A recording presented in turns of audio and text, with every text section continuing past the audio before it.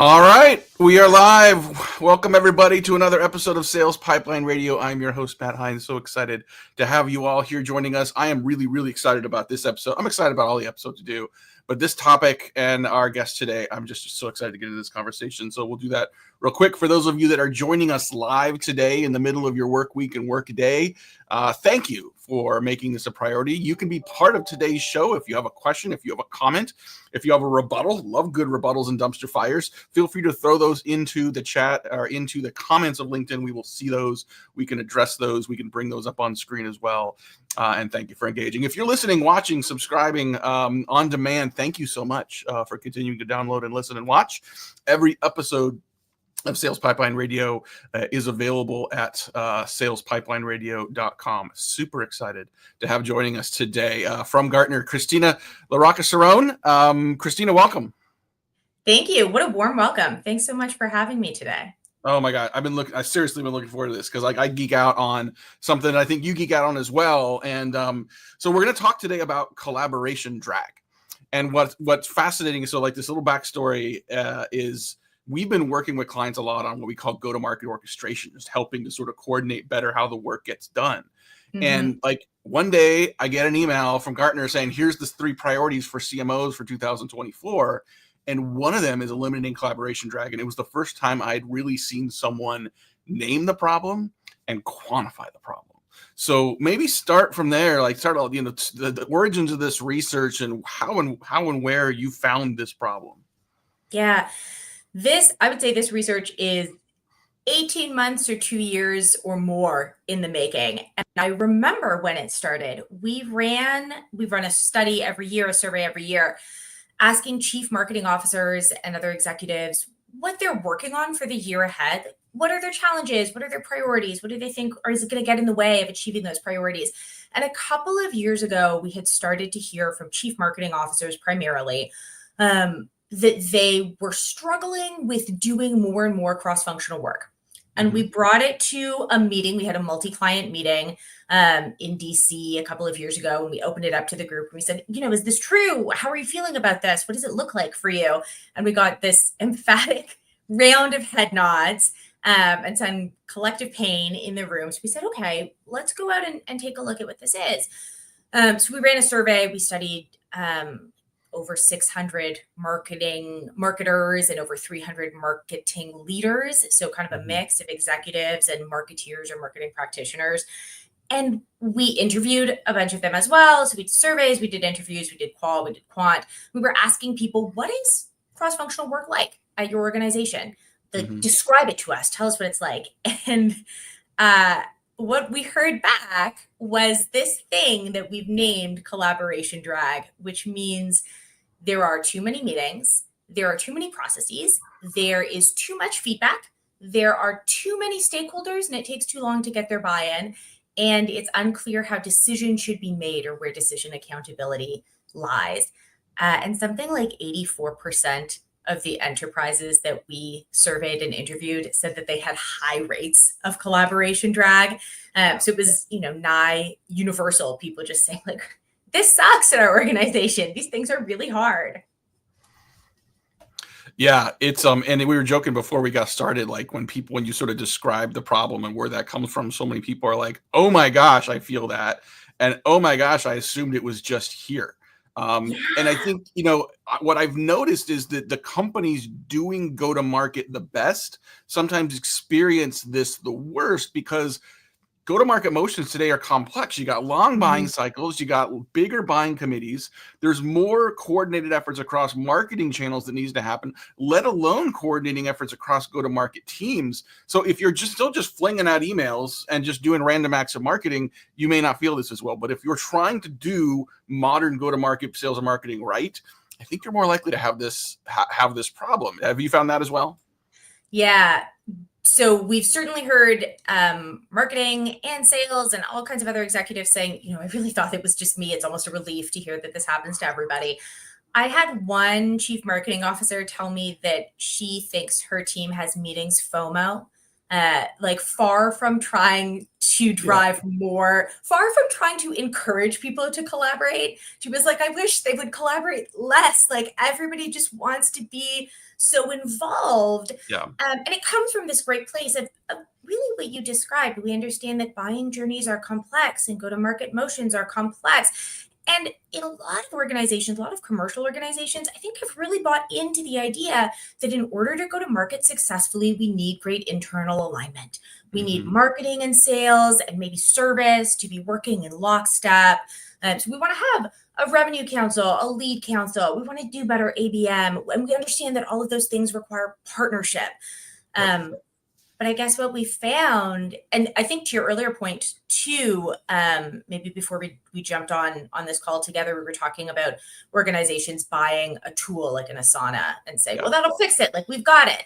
I think to that point, one of the things we discovered is that it's not enough to set a mandate for collaboration. It's not enough to buy a tool. It is not enough to get more meetings on the calendar. It's maybe not even enough to be more rigorous about who's in those meetings. If you are not also paying such stringent, rigorous, disciplined attention to things like workflows, operations, processes, handoffs, even talent development, a lot of the stuff that is maybe a little less sexy than buying a technology solution. Collaboration drag is going to run rampant.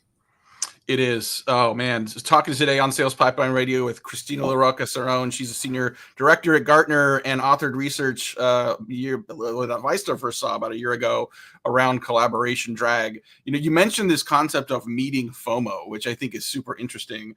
And I think in some cases, whether it's meeting FOMO or I wasn't on the email thread or something's in Slack and everyone has to chime in, one of the most important tools, I mean, there's a lot of different ways to go about sort of fighting collaboration drag. One of the most important tools I've seen is RACI, which is an acronym, and it stands for Responsible, Accountable, Consulted, and Informed.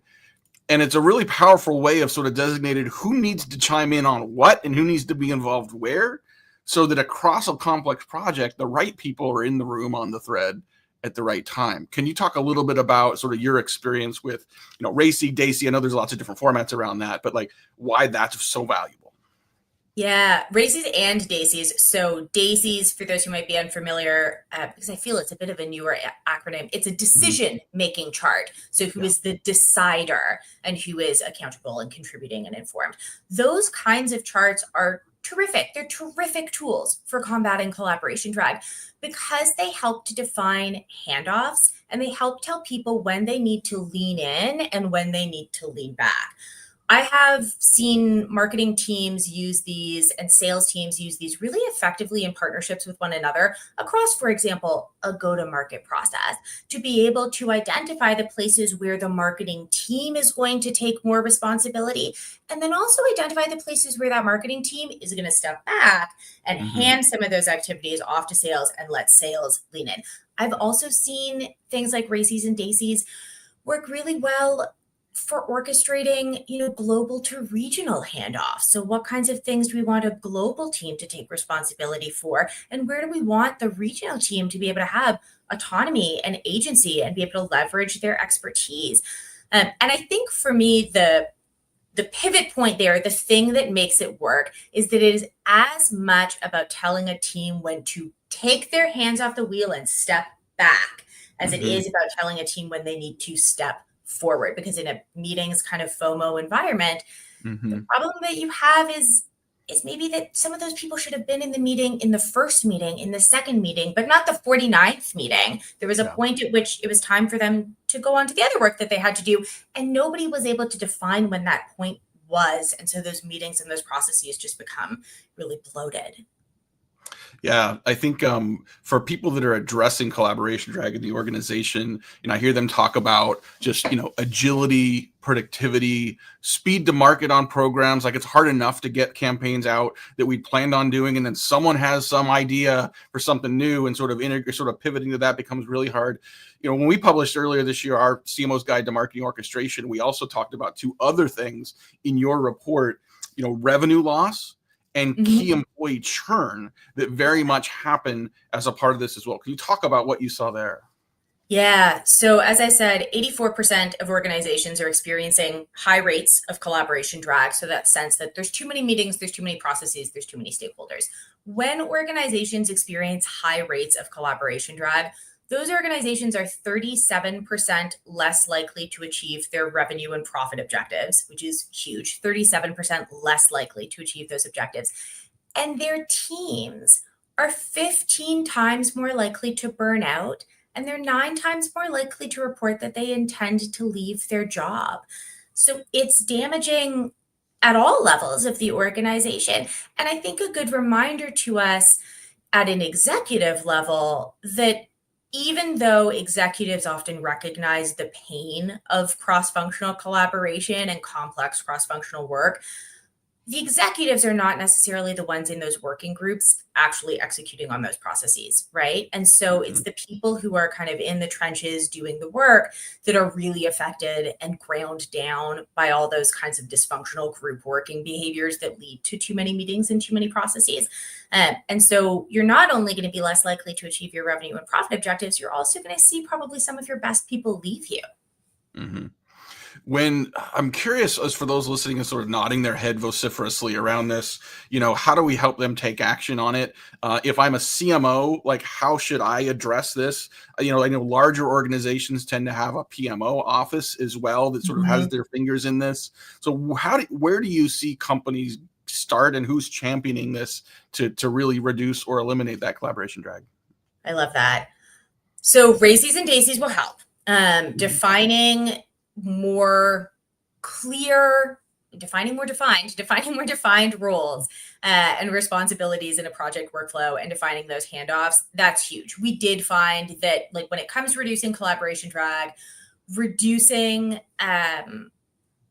stress and friction in workflows, so improving workflows and adding some supportive like change management to help people adapt to new workflows, that reduces collaboration drag by 15%. So that's a great strategy to take. The other thing that we saw, though, that really is in your purview as an executive, if you're listening to us today, is talent development. When we invest in developing the kind of talent that helps people become stronger collaborators, collaboration drag can be reduced by 23%, which is huge. That's nothing to sniff at. And so you can see, I think you can imagine the role of a PMO office in maybe auditing workflows or determining those races and daisies, like setting those mandates, doing governance around how work is scoped, how it's resourced, how it's completed, setting things like stop work criteria that tells us when we have finished a project, how many deliverables will we do, what will good look like, how many rounds of revision do we do before we say we're finished with this. That stuff that an executive can own. In marketing, a marketing operations leader might own it, a project management office, maybe even a chief of staff. And then the talent development side, that's something that any executive can own in their function, that team managers, the people who report into you can start to own. And that we found was really about developing people's critical thinking skills, their political judgment. So like trust building, problem solving, systems thinking, all those kinds of skills make people better collaborators. Yeah. Yeah, I think, if we were having this conversation 10, 15 years ago, B2B marketers, just a lot of media buying, a lot of external sort of, coordination, and that still happens. But increasingly, we see more and more B2B companies like really managing data. It's about information, intent signals, how those get leveraged. And so all of a sudden, the people in the organization that are coordinating and managing that, how they work together versus just what money they have to spend externally on a media buy becomes much more important. It means that addressing this is much more critical. We found that, and we just got a few more minutes here with our guest today on Sales Pipeline Radio, Kristina LaRocca-Cerrone, Senior Director at Gartner, talking about collaboration drag. We have found in our work that once you get to a marketing team of about 20 to 25 people, that's when you start to really feel collaboration drag. You may have had, like, take a webinar, you may have had a couple people that could just knock it out. And now you've got 8 people that have different roles in getting that done. And if you start to feel collaboration drag, it means it's been there for a while. Are there symptoms or evidence that companies should look for or recognize and say, boy, this is a sign we need to go and do something? What a great question. So certainly if you are doing any kinds of internal employee surveys, and it's the kind of that time of year a lot of organizations are running, they're kind of end of year employee health, employee sentiment surveys. And if you're getting anything back from those surveys where people are saying it feels like process gets in the way of outcomes, or it feels like it takes a lot of work and effort to get work done, those are good signs. But there are some other things that I would look for. There are 4 other group dysfunctions that we saw. These are observable behaviors. So if you're seeing them in your organization, they're symptoms that collaboration drag is probably present. We called one the ready, fire, aim dynamic. So if you see groups taking action before they have agreed on what they're trying to achieve, they move to action too quickly, ready, fire, aim. That's a sign that collaboration drag could be present.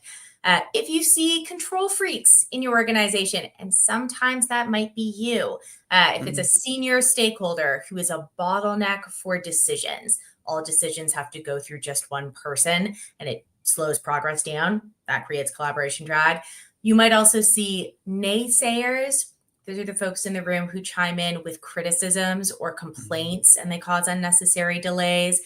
And then you might also see dictatorships, which is where the working group gets overruled by a stakeholder who might never have been part of the core team. And like 90+% of teams say that they have experienced at least one of those things in the last year. And wherever you see even rare instances of that kind of group dysfunction, collaboration drag shoots right up as a result. That is a phenomenal checklist that we will, I think we will write that down and sort of maybe publish that in part of the notes here to say, kind of like, Jeff Foxworthy, might be a redneck. You might have collaboration drag if some of these things exist in your organization. Okay, last question for you. We talked about project management tools being a great tool, but if just bought and thrown at a team can be counterproductive. What about AI? Is AI going to make this easier, or will AI actually add complexity to this problem? I would say in the short term, it may add complexity. I think I heard you maybe having this conversation. I know you spoke to Jesse Humphreys recently and Carrie Cunningham. This might have come up in some of your conversations with those two. Just the way that AI allows for the proliferation of content and emails and sort of makes it easier to do more volumes of work in a way that can allow us to become very tempted into kind of throwing spaghetti at the wall. We're just executing more and more. And that kind of focus on more volume, even if the quality is higher, but more volume and more outreach and more messaging and more personalization, all of that more requires more work from teams. And so in the absence of those kind of workflow and process governance that we've been talking about, or in the absence of the right kind of talent development, you're probably going to see more collaboration drag if you're just using AI to help your teams do more stuff. It's possible over time that being able to use AI to take on some execution related tasks and free teams up for more strategic work, that could have a long-term effect. But I would lay bets that without good supporting workflows, good supporting talent development, you won't see AI solve the collaboration drag problem. Yeah, no, I think you're right. And I think we already see evidence of that in other places in the organization as well. Kristina, this has been amazing. We will make sure we've got the CMO's guide to go-to-market orchestration in the show notes. But for people that want to follow you, learn more about collaboration drag and some of the research I know you've got, coming up over the next few months, where do people go? LinkedIn is the best place to find me. Kristina LaRocca-Cerrone. You can connect with me on LinkedIn. And then you'll have access to all the stuff that I share about the research that I'm working on. And then, of course, if you happen to be a Gartner client, it's all on Gartner.com. Awesome. Thank you so much for doing this. This is amazing. If you're watching or listening to this and you can think of people that are the dictators, if you think of people in the organization that are ready, fire, aim, you think of people where you've had these conversations, feel free to forward this episode to them. It's live or be on demand on LinkedIn, as well as shoot them over to Sales Pipeline Radio and they can get a copy there as well. Amazing. Thank you so much, everyone, for watching, listening, subscribing. We'll see you next week. We'll have another episode of Sales Pipeline Radio. Until then, take care. We'll see you soon.